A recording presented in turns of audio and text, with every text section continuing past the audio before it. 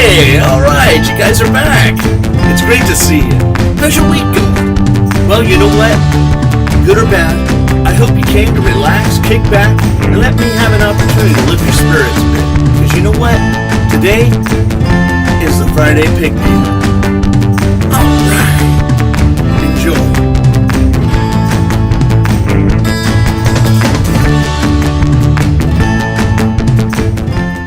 Hello, my friends and loved ones. This is Frank Lowe with Quality Works Graphics and Illustrations, and I want to welcome you back to another Friday Pick-Me-Up. So what is the Friday Pick-Me-Up? If you haven't figured it out by now, I'm going to share that with you. The Friday Pick-Me-Up is not your typical little Bible study that you find all over the place on the internet.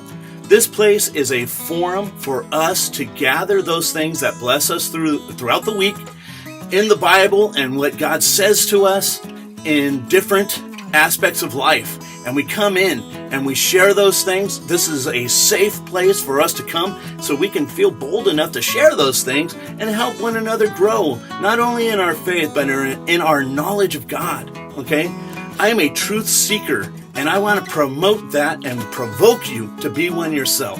Okay, so let's utilize this time to come together, get involved, and really indulge in what God has to say to you throughout the week. And when you come here, be ready to share those things, man. I've got a comment section down below for us to give those things to us. If we have questions, then we can ask them here. If there are things we're studying that's really got us kind of stumped, man, put them in so we can all talk about it and share and grow, okay? This is going to be a really cool time for us to come together and swiftly grow in the gifts and treasures that God has in His written word for each one of us.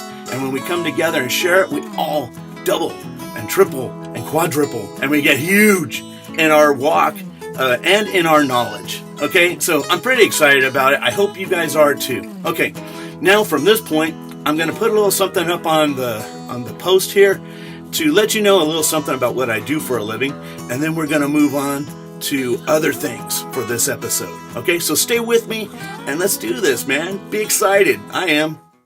Hi, my name is Frank Lowe, and I'm the art director and owner of Quality Works Graphic Design and Illustration. I just want to take a second to thank you for stopping by. Please take a minute to see the many ways that Quality Works can assist you. I know that you'll feel more at ease about moving forward with your business, organization, or personal graphic needs. Whether it's your children's manuscript that needs illustrating, or wanting to put your best foot forward in a competitive market, Quality Works will make it easy. I'm sure you have a lot of questions, and it may seem a bit overwhelming. At Quality Works, we'll help you every step of the way, taking that guesswork out of this exciting and truly important venture. And we won't stop until you're completely satisfied with your new professional look, or you have a book in your hand ready for publication. Thanks so much, and I look forward to speaking with you very soon.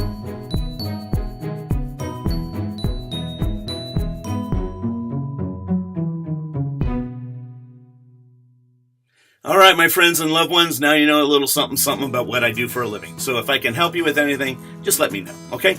Anyway, let's move on to the question and answer portion of this episode, which comes from a new friend of mine, Brian Finley, and his question is, what is idolatry? Brian, I'm digging you, man, and I like the way you think. That is a very good question, and you know what? It affects almost every single person on the planet. In some way, it touches down, and we all have to deal with it at some point, okay? Let's take it all the way to the beginning, okay? And I'm talking all the way to the book of Exodus, okay? There are 30 verses in all through or more. That's where I stop, basically.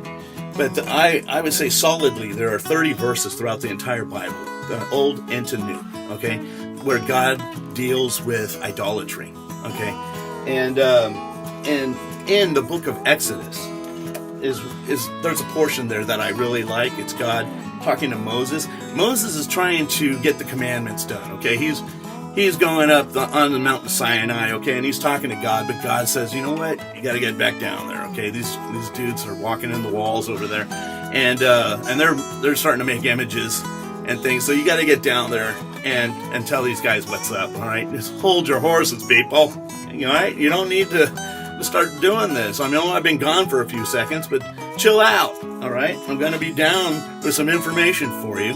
Just sit and wait, But nope, they're getting busy, and they're gathering metals and melting it down and doing all this malarkey, okay? But God tells Moses, go down there and tell them this, okay? And this is in in chapter 20, and it's verses 1 through 4, okay? And it says, and God spoke all these words, saying, I am the Lord your God, who brought you out of the land of Egypt, out of the house of bondage. You shall have no gods before me. You shall not... this is the kicker, okay? Since mankind, our natural instinct, when we're told not to do something, we instantly try to find a loophole, right? How can I get through this without saying I did it, but still did it? Okay, and this is God trying to cover as many of those loopholes as he possibly can, and he tells Moses to say this, okay, in verse 4. Okay, you shall not make for yourself a carved image, any likeness of anything that is in heaven above, or that is in the earth beneath, or that is in the water under the earth. It's like, okay, you got it? Nothing. Don't think anything into anything. And I know synthetics will come in later, and we'll start dealing with plastics and stuff, but hopefully you get my point here, is what God's saying, But anyway, that God is saying don't. Okay, God in other verses throughout the Bible indicates that he's a jealous God. He will not share his place with any other thing or any other God that anyone that says is a God. Okay, so he's not going to allow it, man, and he stands very firm on that. So people, that decide, I don't like what God said about this or what God said about that. It's not open to discussion. God wrote this book. And he let it out the way that it is. It's done perfectly. And when it comes to God's written word, God's opinion is, if it ain't broke, I'm not going to fix it. So you can dig it or don't, but it's not open to discussion. So if you want to be a Christian, then here's the byline, okay? If you want to be your own thing, go ahead. But you can't call yourself a Christian. Christian means Christ-like, okay? So we can't say what we're being something if we're doing nothing that's like it, okay? So be whatever you want, whatever makes you happy, and I say good luck with that, okay? Sincerely. But to be Christian, you've got to be Christ-like, and God gave us a Bible, our guidelines, and things that he says that we should do and shouldn't do.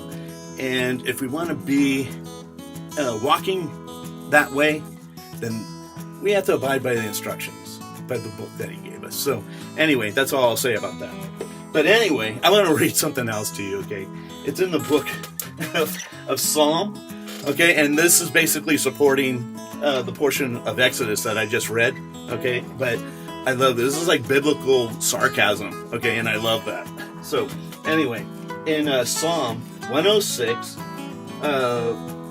chapter 106, okay, verses 9 through 20, and it says, and they made a calf in Horeb, sorry, that's a tough word, and worshipped the molded image. Thus they changed their glory into the image of an ox that eats grass.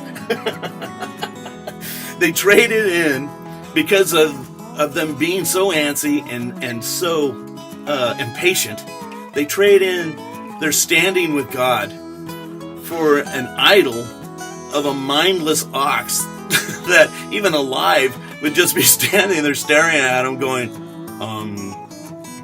what do you want? So that's pretty foolish, right? But think about it. I mean, this is Old Testament and everything, and everyone's saying, yeah, that's the Old Testament. Things are different now, right? Well, we'll see. Okay, but anyway, moving into the Old Testament, through the Old Testament into the New Testament, okay, because I want to let you know, the verses that I spoke of, the 30, they travel, man. They go through the Old Testament into the New Testament, and you know what? It launches us straight into the Now Testament, okay, which is right now. Okay, but Matthew chapter 4, 9 and 10, who's the biggest tempter of all, man? The enemy, Satan, right?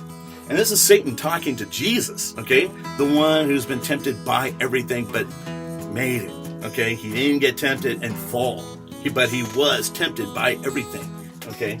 in order to be that full price, he had to be tested by every single thing that man was tempted by. Okay, that's biblical. Okay, so anyway, Satan takes him to the top of the mountain. Okay, and let's catch what he says. It says, and he said to him, Jesus, all these things I will give you if you will fall down and worship me. He wants Jesus to worship him. Okay, then Jesus said to him, away with you, Satan, for it is written, you shall worship the Lord your God, and him only you shall serve. Okay? Dude, give it up. Okay? I mean, even in the last days, God said that there will come a time when we will look at Satan for who he is, and we'll say to him, this is what caused all that trouble? You know, we're going to look at him, he's a little worm, man. He's a pain in the neck, you know? So, anyway, and Jesus is going, you got to be kidding me, dude. You think I'm going to fall down and worship you? You're a joke. You know, so anyway, the biggest temptation of all, to the one who was tempted by all and survived and made it through to be that example, and he shows us by example, no idolatry. Okay? So that's a big thing. Okay? So anyway, idolatry is a big, big thing for us to deal with. And even into the Now Testament, okay?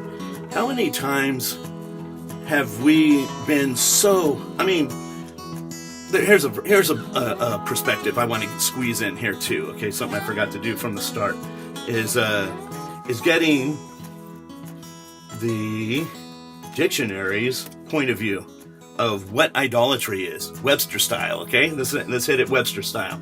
And it says, and this is us hitting it at a Now Testament, okay?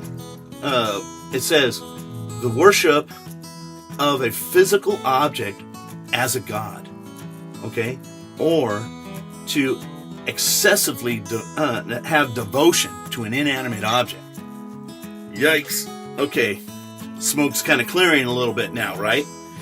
There's a lot of people we can think of, and I think that we're in that view as well. There are things that I have had in my life that I've been very proud of. And, I've had the cars, I've had the clothes, I've had the house, I've had the jobs, I've had the attention, I've had all that bullcorn, man. And it's all a distraction, okay? It's empty.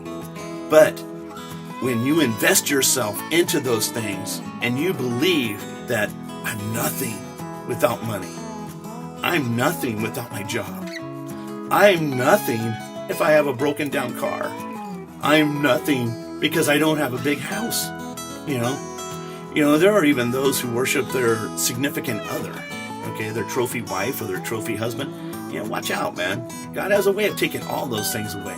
He will not share his place with anyone or anything. I have warned several people in the past.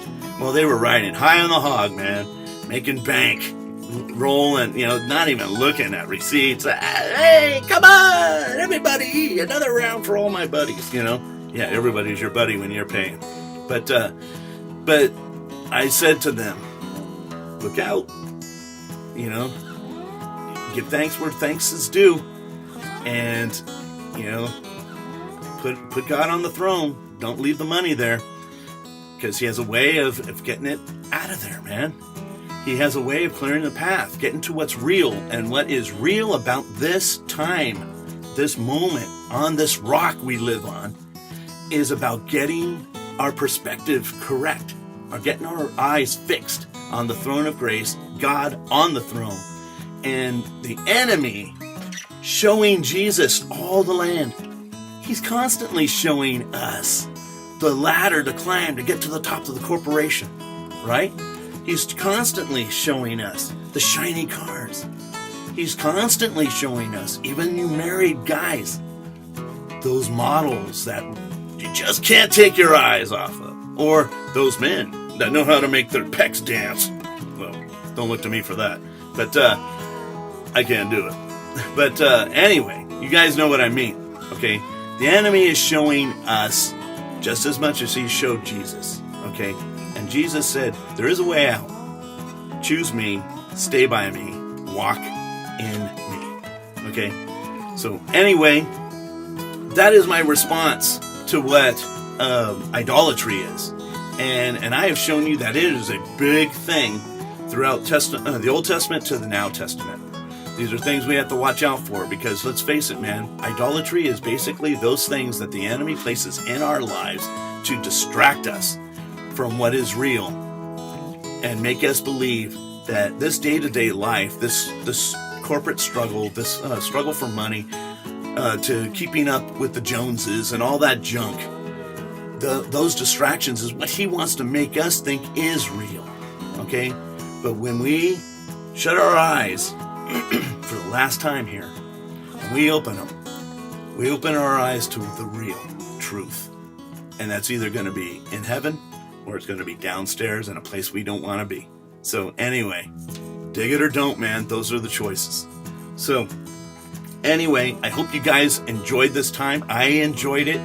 I always appreciate you coming in and sharing with me your thoughts and your input. I encourage you again, if you have anything more to say about this topic, please do in the comments below. And let's keep this conversation going if you want, man. I'm ready. But anyway, that's it for this portion of the question and answer. I'm going to post now the verse of the week, and then we'll get into that next. Okay?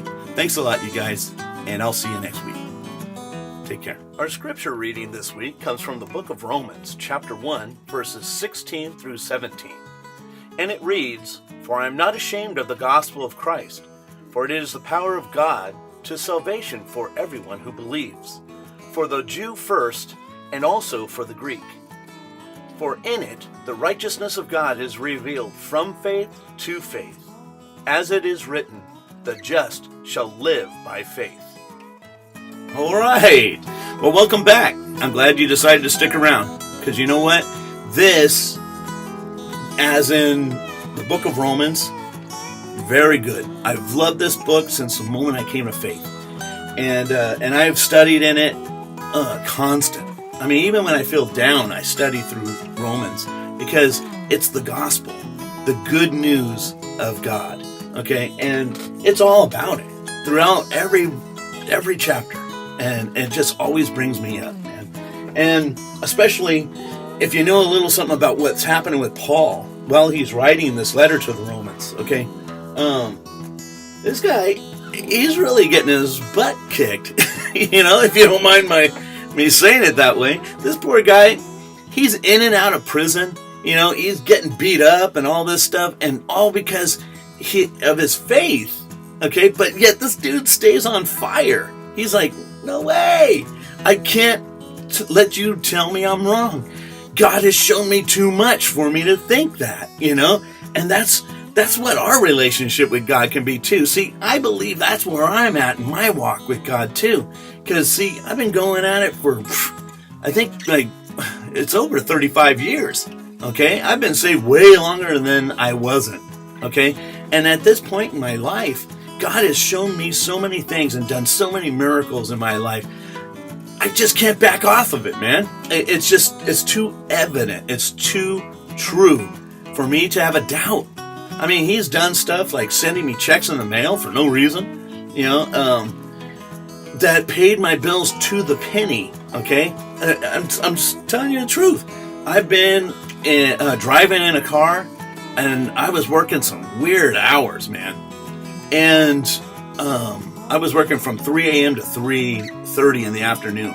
And when I get off from work, I had to do other stuff. So I wasn't getting to bed until like midnight. And I'm driving to work, and I'm fully asleep, okay? While I'm asleep, I'm driving straight towards a parked car. Literally, in my dream, a voice tells me, "Hey, man, you're asleep!" And I wake up, my hand goes up, moves my steering wheel, and I just missed the car. I mean, I would have been over. I was going over 75 miles an hour. So I would have died. But God saved me, okay? You can't deny these things. They're too true. You know, it's too him. So I'm relating with Paul, and I always have, and I've always wanted to, you know, because you talk to somebody like him and you're just going, dang, I'm digging you, man. You're awesome. So that's why I like to share the book of Romans as much as I can with you too, because if this is the pick-me-up, man, and nothing's going to pick you up more than Paul's attitude, and going through this book. So anyway, he's been striving to get to Rome so he can hang with these guys and share in the faith that they've been spreading around, because he caught wind of their faith and said, man, you guys, everyone's talking about you. You guys have this awesome faith, and I want to hang with you and share that faith with you, fellowship, So anyway, he's got hope that he might be able to get out of whatever he's stuck in right now to get there. And he says, I believe I'm ready too, man. I want to get there so I can, and it goes into the verses that we're covering this week, okay? And I'm going to read them to you, okay? And in verse 16, okay, of Romans chapter 1, it says, for I'm not ashamed of the gospel of Christ, for it is the power of God to salvation for everyone who believes, for the Jew first, and also for the Greek. The Greek is a representation of us, people who are not Jewish, the grafted in, okay? And that's everyone who isn't of Jewish faith or tradition, okay? So God's indicating that everything that was offered to the chosen is now offered to us equally. And the gospel, the good news of salvation, what is that? Okay, the sending of God's Son. He sent His Son, man, that anyone who believes in Him would not perish, but have everlasting life. That is, when I see the proof of Him here and the things He's doing to save me and to keep me from crashing, I'm doing everything I can to crash. He's saving me, okay? And I think about the evidence that He gives me that's overwhelming of His presence here. And then I have to say, on top of that, okay, I know you're with me, which means everything you're saying about the kingdom is real too. If you go into someone's house and you see pictures and everything about them everywhere, that's evidence of them being there, right? So you can't deny it. That person lives there. Everything of his is here, and eventually you find them face to face, which one day we all will with Christ. But anyway, very excited about this, okay? For I'm not ashamed of the gospel of Christ, for it is the power of God to salvation. It's the power, the strength that He has to raise us up from the grave and to deliver us into salvation, okay? And we covered this in older episodes of this show, okay? We've covered what is our testimony? What is the miracle? The miracle is His power for salvation. He sees us where we're at, speaks to us in a way we can't deny, and He brings us to faith. He raises us from where we were dead in our sins, alive in Him. Yoo-hoo! That's awesome. So anyway, I'm loving it. That's good news. Okay, and now let's move into verse 17, okay? Although I can keep going on 16 too. I love it. Okay, but 17 says, for in it the righteousness of God is revealed from faith to faith. As it is written, the just shall live by faith. Okay, let's go back. Okay, in 17 it says, for in it the righteousness of God is revealed. Okay, what does righteousness mean? Well, let's hit it Webster style, right? Okay, I wrote it down right here. It says righteousness, acting or being in accordance with what is just, honorable, and free from guilt or wrong. All right. And it says to be upright. Okay, that is what is revealed to us. So in all those things, what is all that being revealed to us for? For trust, right? The more someone reveals these things to us, even in our day-to-day, man, that makes us feel more comfortable with them. And what does that mean? We feel more comfortable with allowing them in to our lives. People we want to marry, when they show these things to us, it helps us to open up our heart to them. I mean, people who are our friends. Some of us see our friends, some as family, because they have given us everything necessary to open our hearts up to them. God's doing the same thing for us. He doesn't just tell us. Like everyone, and when people see the Bible and they think of God, and stuff like that, they always think of this hard-nosed Lord saying, listen to me or you're burning in hell, and it's not that at all, man. This is such a love story. Why doesn't anyone do a movie on that perspective, But it's a love story. God is saying, look, I'll chase you anywhere you are. I'll show you anything you need. I'll do whatever it takes. He gave his only son in the name of love. That's the hilt, man. If you can make a list, okay, of anyone that you would die for. I mean, we'd go with immediate family, our wives or our kids and stuff first. And then brothers and sisters and parents maybe.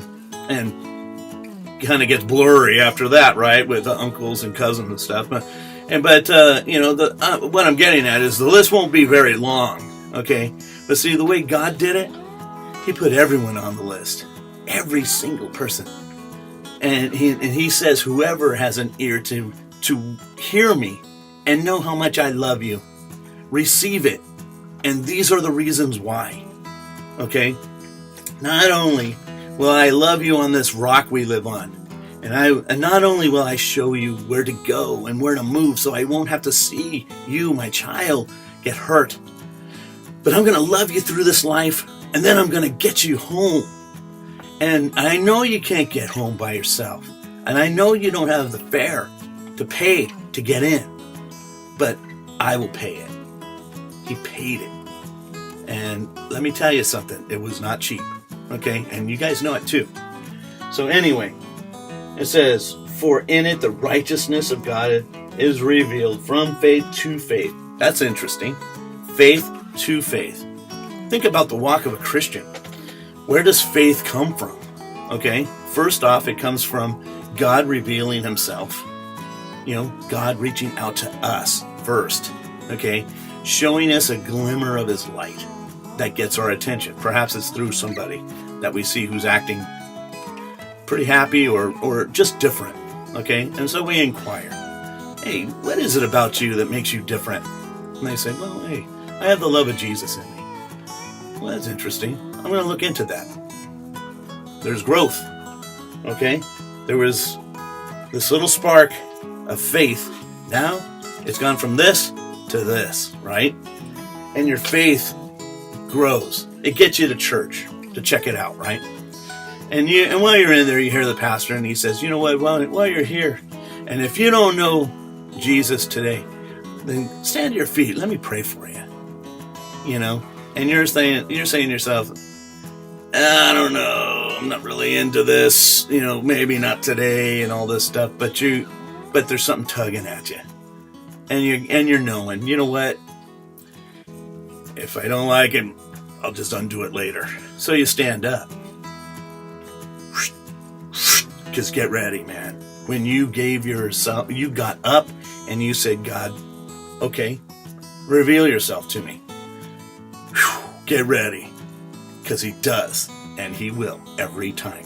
And in a way you understand, okay? Sometimes I'll tell people about stuff that's happened to me and how it spoke to me, and they're like looking at me like, when are you going to get to the good stuff? You know what I'm saying? But it's like, no, man, you don't understand. It spoke to me. God knew it would speak to me. And he knew it'd speak to me this much. I always encourage people when they say something to me that it really doesn't mean a lot to me. But you know what? I'm happy. And I love them enough to be supportive and say, you know what? I'm glad he spoke with you. Because that gives you your faith, man. And when that starts happening, faith leads to faith, right? And we go and it says, God is revealed from faith to faith. We're growing. Faith leads to faith. Okay? And as it is written, the just shall live by faith. That's us. We live in it, man. And we should desire to. When there's an almighty God who is in favor of us, who sets a banquet table for us to sit at because we're invited, and he says, I am going to keep you. I'm going to bind the enemy from you. And I'm going to walk you through this life, what is basically a minefield, okay?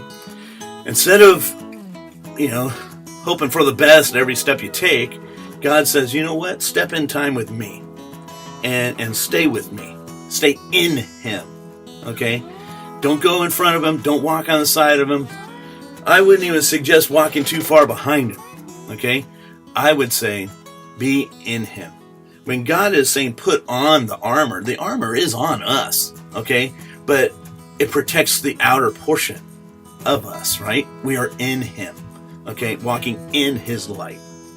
Okay? So as long as we are completely engulfed in his Holy Spirit, we are going to be okay.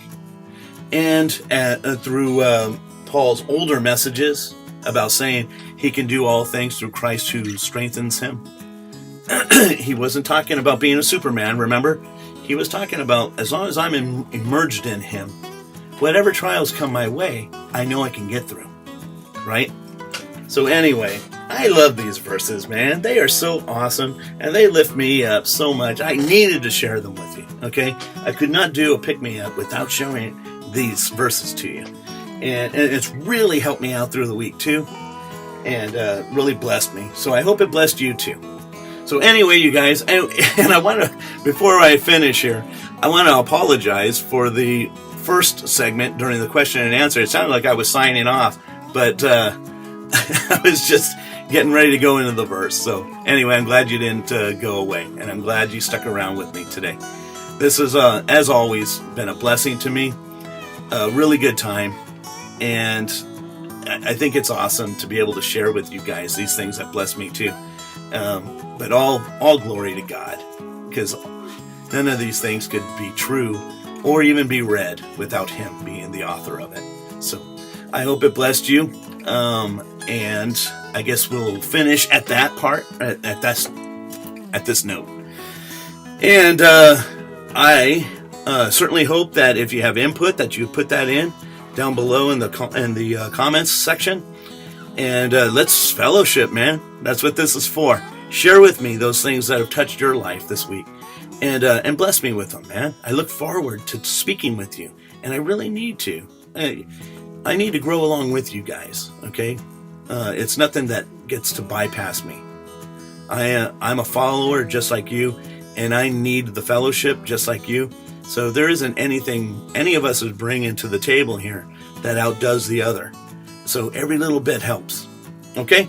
So please be bold, be brave, and put those things that bless you out on the table so we can all be blessed along with you, okay? If you have questions that need answers, post it down below too. Prayer, don't forget that. I'm definitely going to do that. Anything you want me to pray about, I'll be praying for you, okay? I promise. Okay, so anyway, you guys, I'll see you next week. Thanks for blessing me this week, and I'll see you again, all right, every Friday. Take care. Well, my friends, that concludes another visit for the Friday Pick-Me-Up. I hope it was encouraging for you, as it was for me. And if you like what you see here, be sure to click on that subscribe button below and click the like. And most of all, be sure to comment below too. Let me know those things that have encouraged you throughout your week. And if there's prayer you need, put that in there so we can all read it and lift you up. And if you need to talk with me, or you have questions that you would like answers for too, go ahead and post those things so we can all talk about it and discuss these things and get answers to our questions. Okay? Well, as always, I say congratulations for making it through another week. It is Friday, so go out, spread some sunshine and some smiles, and I hope that you get a few smiles yourself, okay? Be sure to take care of yourself, all right? As I say every week too, you're not just taking care of you, you're taking care of someone others love and care about very much, and that includes me, all right? God bless you, have a great weekend, and I will see you next week, all right? Peace.